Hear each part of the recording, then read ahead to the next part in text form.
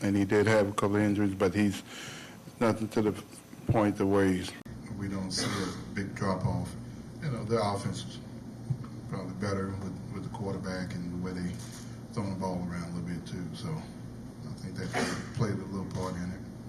But we like he's a big physical running back, and that's what we liked about him.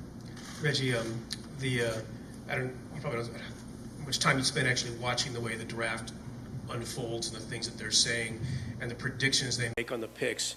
But it seems like almost never does anybody know exactly who you're going to take. They never come in with a lock, you know, the Raiders will take this guy.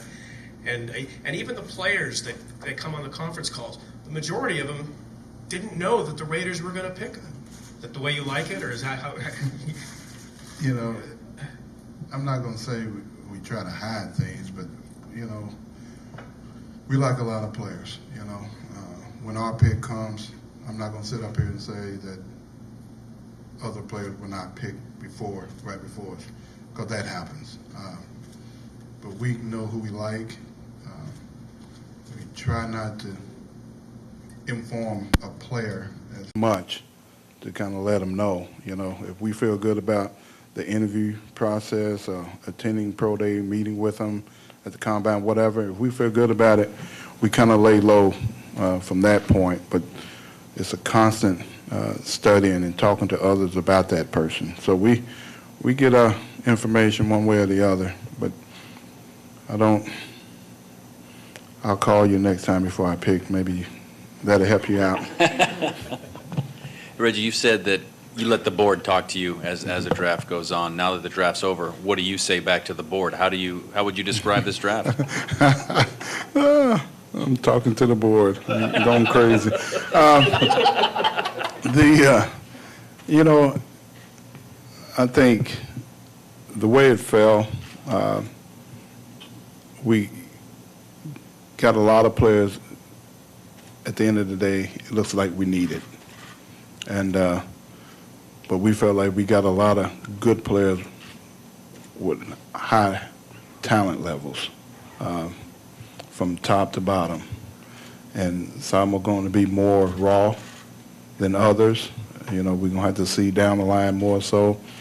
But I think, talking to the board, you say, job well done. Reggie, what do you like about Shalom, a guy that's played another sport? Is that kind of intriguing to you? That guy is a playmaker.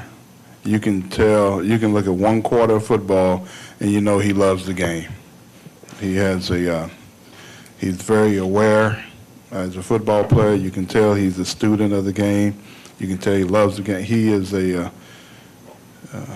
they say down south, he's a football playing Jesse, whatever that means. That's a country saying, but that's what he is. And tough, he's physical, has ball skills. He can kind of do it all. And you know, they did a lot of things with him, so it's hard to pigeonhole him as a particular type of safety, because he was more like a rover. He did a lot of things, but we just liked the football player. This was the third time in 4 years in which you had 3 or more picks in the 7th round. And in 2013, you had 4 picks in the 6th round. Is that by design? Do you like having a cluster of picks, a high volume of selections, and a really short range? And if so, what does that do for you when you're talking to your board? Yeah. Here's the deal. You know, when we feel we have more priority free agents that we really like than one particular player that we just have to get, I'd rather get the numbers because sometimes I could like 3 guys more than just gung-ho about one.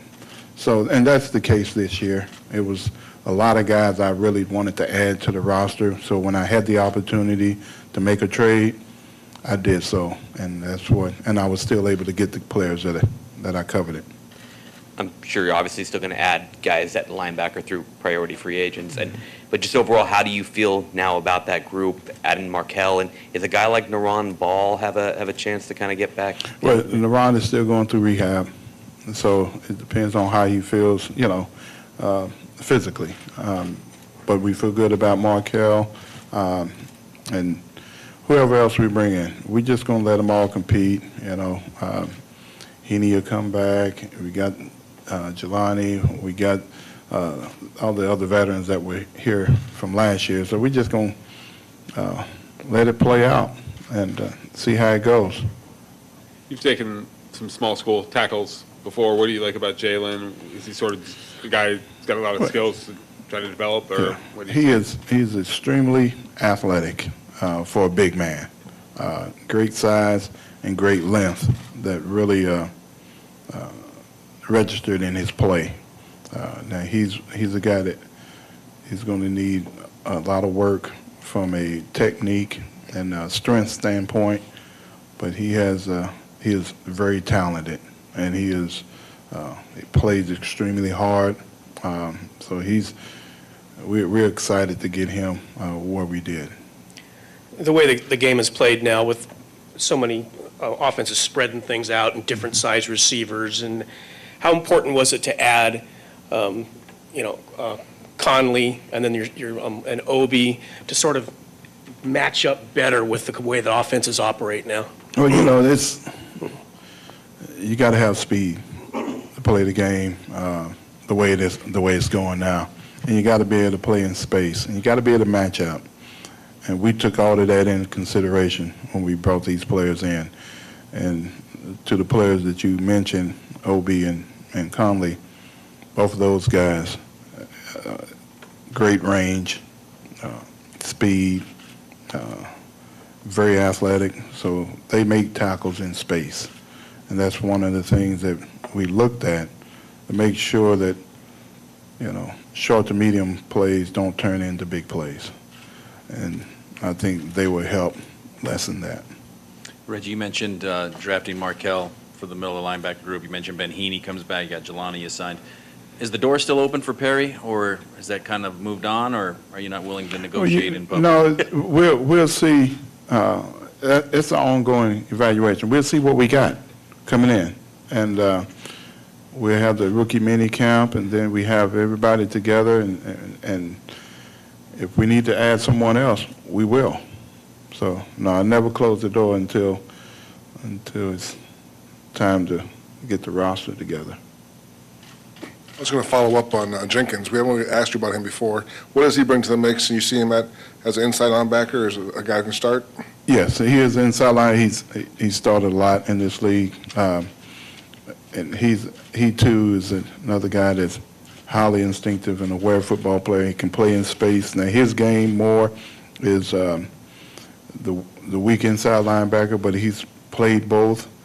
But he doesn't have the same stature as a Markel Lee, in size. But he is a good physical football player that we just wanted to add to the roster. So he'll compete with the rest. We haven't had a chance to ask you about bringing on Marshawn. What does it mean to get him involved, and talk about the process of finally getting him through the door on Wednesday? Well, it was a process. A process mostly because it was a lot more parties involved.